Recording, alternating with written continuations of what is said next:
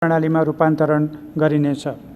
यसबाट कृषि, लघु तथा साना उद्योग क्षेत्रमा थप 1,50,000 रोजगारी सिर्जना गरिनेछ। नेपाली नागरिकलाई रोजगारीका थप अवसर सिर्जना गर्न श्रम स्वीकृति नलिई विदेशी नागरिकलाई काममा लगाउन नपाउने व्यवस्थाको कडाइका साथ कार्यान्वयन गरिनेछ। श्रम सम्बन्धी व्यवस्था परिपालना गर्ने प्रतिष्ठानलाई थप वित्तीय र मौद्रिक सुविधा उपलब्ध गराउने व्यवस्था मिलाइनेछ। प्रतिष्ठान स्तरमा श्रमिकको सुरक्षा र व्यवसायजन्य सुरक्षालाई सुनिश्चित गर्न श्रम निरीक्षणको व्यवस्था गरिनेछ।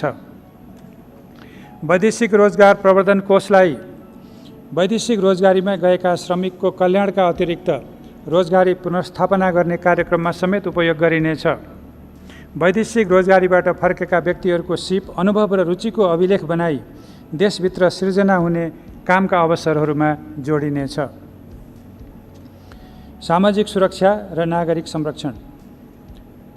सामाजिक सुरक्षालाई क्रमशः जीवन चक्रमा आधारित, अनिवार्य र सर्वव्यापी बनाइनेछ। आर्थिक रूपले विपन्न, अशक्त, असहाय, अपाङ्गता भएका एकल महिला, बालबालिका, लोपोन्मुख र सीमान्तकृत समुदायलाई राज्यबाट विशेष सुरक्षा र संरक्षण प्रदान गर्ने कार्यक्रम सञ्चालन गरिनेछ। हालसम्म दिँदै आएका सबै प्रकारका सामाजिक सुरक्षा भत्तालाई निरन्तरता दिएको छु। सबै स्थानीय तहमा ज्येष्ठ नागरिक सेवा तथा मिलन केन्द्र सञ्चालन गर्ने नीति अन्तर्गत आगामी आर्थिक वर्ष बाँकी स्थानीय तह तथा सम्भाव्य वडामा समेत विस्तार गर्ने प्रबन्ध मिलाएको छु। सामाजिक सुरक्षा भत्ताका लागि रु 67 अर्ब 50 करोड विनियोजन गरेको छु। वर्तमान सरकारले सुरु गरेको 70 वर्ष माथिका ज्येष्ठ नागरिकका लागि 1 लाख रुपियाँको निःशुल्क स्वास्थ्य बिमा गर्ने कार्यक्रमबाट 3 लाख भन्दा बढी ज्येष्ठ नागरिक लाभान्वित भइसकेकोमा आगामी वर्ष थप 3 लाख नागरिकलाई सो सेवा उपलब्ध गराउने प्रबन्ध मिलाएको छु। चालु वर्षमा 3 लाख विपन्न परिवारले निःशुल्क स्वास्थ्य बिमा प्राप्त गरेकोमा आगामी वर्ष थप 4 लाख परिवारले सो सुविधा पाउने व्यवस्था मिलाएको छु।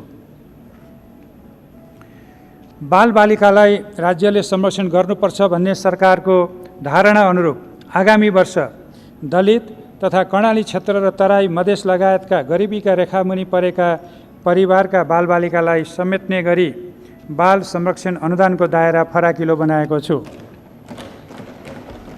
यस कार्यक्रमको लागि रु 3 अर्ब 76 करोड विनियोजन गरेको छु। यसबाट करिब 13 लाख बालबालिका लाभान्वित हुनेछन्। विशेष संरक्षण आवश्यक भएका अनाथ तथा अति जोखिममा परेका र HIV सङ्क्रमित बालबालिकाको लागि भरपर्दो सामाजिक सुरक्षा प्रदान गर्न सामाजिक संस्थाहरू समेत परिचालन गर्ने व्यवस्था मिलाइएको छ।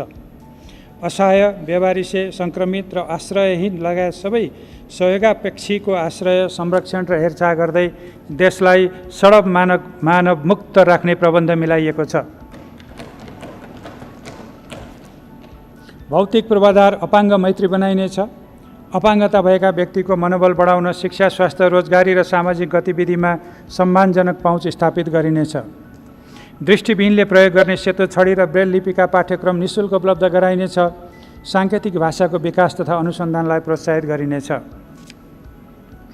शहीद तथा द्वन्द्व पीडित परिवारलाई राज्यको तर्फबाट संरक्षण प्रदान गर्दै लोकतान्त्रिक आन्दोलनका घाइतेलाई स्वरोजगारमूलक सिप विकाससहित सामाजिक सुरक्षाको दायरामा ल्याइनेछ। सबै श्रमिक तथा कामदारलाई सामाजिक सुरक्षाको दायरामा ल्याउन सबै प्रतिष्ठानलाई सामाजिक सुरक्षा कोषमा सूचीकृत हुन प्रोत्साहित गरिनेछ। योगदानमा आधारित निवृत्तिभरणको मौजुदा व्यवस्थामा नसमेटिएका राष्ट्र सेवकलाई यसको दायरामा ल्याउन अवकाश कोष सञ्चालन सम्बन्धी मौजुदा कानुनमा संशोधन गरिनेछ। भूमिहीन दलित पहिचान गरी बसोबासको लागि आवश्यक जमिन उपलब्ध गराइनेछ। दलित समुदायलाई जनता आवास कार्यक्रम, नवीन प्रविधिमा आधारित शिल्प उत्थान, परम्परागत सिपको आधुनिकीकरण, शिक्षा, स्वास्थ्य एवं सरसफाइमा सहज पहुँच, जातीय भेदभाव र छुवाछुत विरुद्धको चेतनामूलक कार्यक्रम सञ्चालन गर्न आवश्यक बजेट विनियोजन गरेको छु। आगामी वर्षभित्र गरिब घर परिवार सर्वेक्षणबाट पहिचान भएका घर परिवारलाई स्थानीय तह मार्फत राज्य सुविधा परिचय पत्र वितरण कार्य सम्पन्न गरिनेछ। बाँकी घर परिवारको सर्वेक्षणको कार्य आगामी वर्ष सम्पन्न गरी परिचय पत्र वितरण गरिनेछ। स्थानीय तहसँगको समन्वयमा विभिन्न मन्त्रालयबाट सञ्चालन गरिने कृषि, उद्योग, श्रम, स्वास्थ्य लगायतका गरिबी निवारण तथा सामाजिक सुरक्षा सम्बन्धी कार्यक्रम एकीकृत गरी राज्य सुविधा प्राप्त गर्ने परिवारमा लक्षित गरिनेछ। सम्माननीय सभामुख महोदय, सम्माननीय अध्यक्ष महोदय, अब म कृषि, वन, पर्यटन, उद्योग, वाणिज्य लगायतका उत्पादन क्षेत्रका कार्यक्रम तथा विनियोजन प्रस्तुत गर्ने अनुमति चाहन्छु। कृषि नेपाली अर्थतन्त्रको भरपर्दो आधारको रूपमा रहेको कृषि क्षेत्रमा कोरोना महामारीको कारण उत्पन्न भएको चुनौती र अवसरलाई सम्बोधन गर्न कृषिमा श्रम परिचालन, कृषि कार्यको व्यवसायीकरण, यान्त्रिकरण र आधुनिकीकरण गरी काम र रोजगारी सृजना गरिनेछ। कृषि क्रान्तितर्फ उन्मुख हुन कृषि भूमिको अधिकतम उपयोग गर्दै बालीको सम्भावनाको आधारमा सहकारी, सामुदायिक तथा निजी फर्म मार्फत ठूलो परिमाणमा उत्पादन गर्न प्रोत्साहित गरिनेछ। यसका लागि सिँचाइ, मल, बिउ, पुँजी, प्रविधि र बजार सुनिश्चित गरिनेछ। कृषि उत्पादनमा मुलुकलाई आत्मनिर्भर गराउँदै खाद्य सुरक्षा र सम्प्रभुता कायम गर्दै लगिनेछ। आगामी वर्ष दूध, तरकारी र मासुजन्य वस्तुको उत्पादनमा आत्मनिर्भर हुने गरी लक्षित कार्यक्रम सञ्चालन गरिनेछ। पोषक र औषधीय गुण भएका उच्च मूल्यका कृषि वस्तु उत्पादन र चैते धान तथा वसन्ते मकै खेतीलाई प्रोत्साहित गरिनेछ। गरिब, विपन्न तथा साना किसानलाई लक्षित गरी कृषि उद्यम प्रवर्धनका लागि ग्रामीण उद्यम तथा आर्थिक विकास कार्यक्रम सञ्चालन गरिनेछ।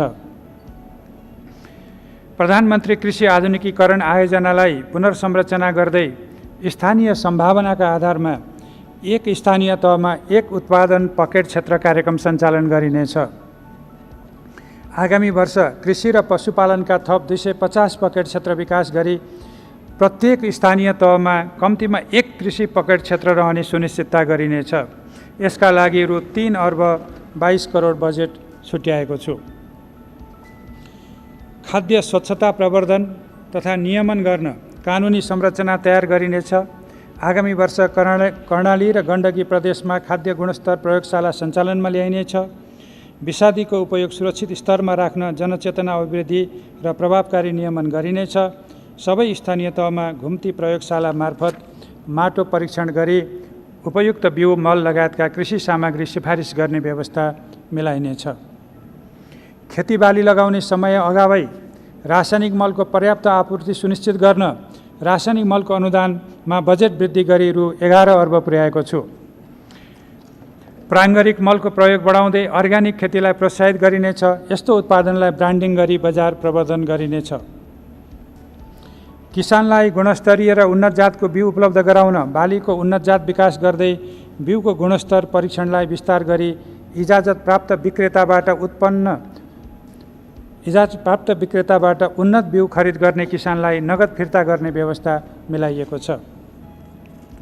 कृषि उपजको बजारीकरण गर्न सबै स्थानीय तहमा बजार पूर्वाधार निर्माण गरिनेछ।